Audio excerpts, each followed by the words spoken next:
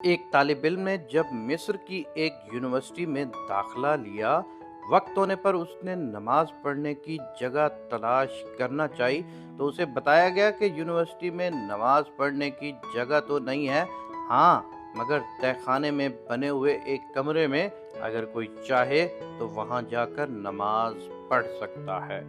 طالب علم یہ بات سوچتے ہوئے کہ دوسرے طالب علم اور اساتذہ نماز پڑھتے بھی ہیں یا نہیں، تہہ خانے کی طرف اس کمرے کی تلاش میں چل پڑا۔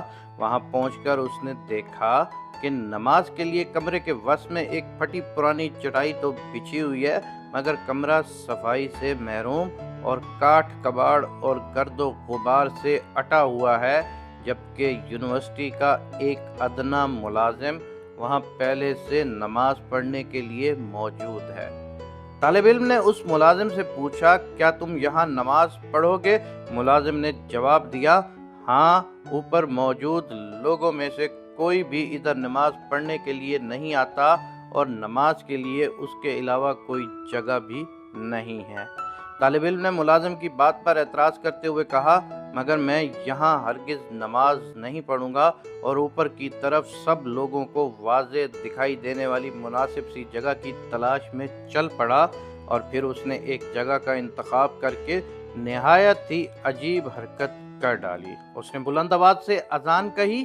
پہلے تو سب لوگ اس عجیب حرکت پر حیرت زدہ ہوئے، پھر انہوں نے ہنسنا اور کہکے لگانا شروع کر دیے، انگلیاں اٹھا کر اس طالب علم کو پاگل اور اجٹ شمار کرنے لگے، مگر یہ طالب علم تھا کہ کسی چیز کی پرواہ کیے بغیر اذان پوری کہہ کر تھوڑی دیر کے لیے ادھر ہی بیٹھ گیا۔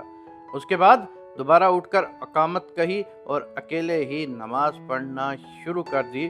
اس کی نماز میں محویت سے تو ایسا دکھائی دیتا تھا کہ گویا وہ اس دنیا میں تنہا ہی ہے اور اس کے آس پاس کوئی بھی موجود نہیں۔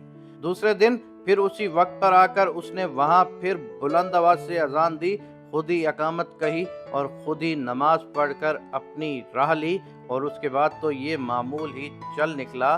ایک دن، 2 دن، 3 دن، وہی صورتحال۔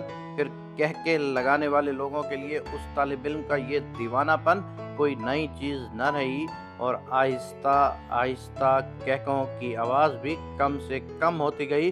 اس کے بعد پہلی تبدیلی کی ابتدا ہوئی۔ نیچے تہہ خانے میں نماز پڑھنے والے ملازم نے ہمت کر کے باہر اس جگہ پر اس طالب علم کی اقتداء میں نماز پڑھ ڈالی۔ ایک ہفتے کے بعد یہاں نماز پڑھنے والے 4 لوگ ہو چکے تھے۔ اگلے ہفتے ایک استاد بھی آ کر ان لوگوں میں شامل ہو گیا۔ یہ بات پھیلتے پھیلتے یونیورسٹی کے چارے کونوں میں پہنچ گئی۔ پھر ایک دن چانسلر نے اس طالب علم کو اپنے دفتر میں بلا لیا اور کہا، تمہاری یہ حرکت یونیورسٹی کے معیار سے میل نہیں کھاتی، اور نہ ہی یہ کوئی مہذب منظر دکھائی دیتا ہے کہ تم یونیورسٹی ہال کے بیچوں بیچ کھڑے ہو کر اذانیں دو یا جماعت کراؤ۔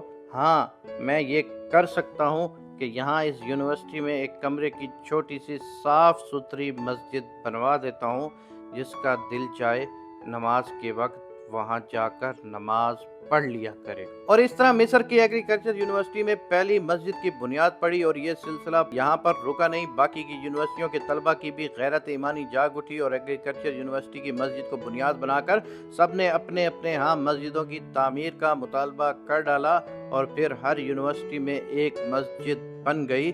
اس طالب علم نے ایک مثبت مقصد کے حصول کو اپنی زندگی کا مقصد بنا لیا، اور پھر اس مثبت مقصد کے نتائج بھی بہت عظیم الشان نکلے، اور آج دن تک خواہ یہ طالب علم زندہ ہے یا فوت ہو چکا ہے، مصر کی یونیورسٹیوں میں بنی ہوئی سب مسجدوں میں اللہ کی بندگی ادا کیے جانے کے عوض اجر و ثواب پا رہا ہے، اور رہتی دنیا تک اس طرح اجر پاتا رہے گا۔ اس طالب علم نے اپنی زندگی میں کار خیر کر کے نیک اعمالوں میں اضافہ کیا۔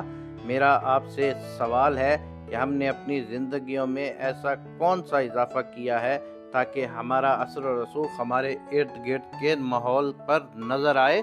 ہمیں چاہیے کہ ہم اپنے اطراف میں نظر آنے والی غلطیوں کی اصلاح کرتے رہا کریں۔ حق اور سچ کہنے اور کرنے میں کیسی مروت اور کیسا شرمانہ، बस मकासद में कामयाबी के लिए अल्लाह तबारक व तआला की मदद और नुसरत की दुआ मांगते रहें और इसका फ़ायदा क्या होगा अपने लिए और दूसरों के लिए सच्चाई और हक़ का अलम बुलंद करके अल्लाह के यहाँ माजूर हों, क्योंकि जिसने किसी नेकी की इब्तिदा की उसके लिए अजर और जिसने रहती दुनिया तक उस नेकी पर अमल किया उसके लिए और नेकी शुरू करने वाले के लिए भी वैसा ही अजर मिलता रहेगा। लोगों में नेकी करने की लगन की कमी नहीं है, बस उनके अंदर एहसास जगाना पड़ता है अपने अच्छे अमल के ज़रिए से।